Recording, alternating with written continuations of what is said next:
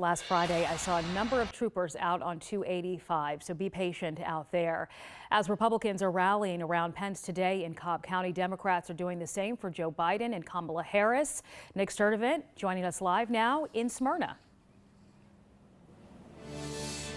Yeah, good morning, Sheba. We are about 5 minutes away from the Cobb Galleria. That's where Vice President Mike Pence will speak later on this afternoon. And this press conference was a collection of faith leaders and politicians. They really criticized the Trump administration and the intention behind this visit. The Biden campaign believes the Trump administration is using the faith community as a tool. They also slammed the administration's response to COVID-19. And State Representative Eric Allen says that they have abandoned Georgia voters and says he hopes Vice President Pence tells the truth today.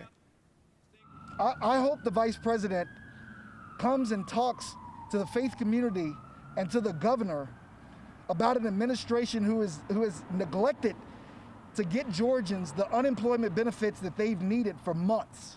They have lost homes, they have lost cars. Their students and their children are still doing virtual school because of an inept response to the coronavirus. And Sheba, we did ask the Biden campaign this morning, when will former Vice President Joe Biden make an in-person visit here to Georgia? So far right now, they do not have an exact timetable. Sheba.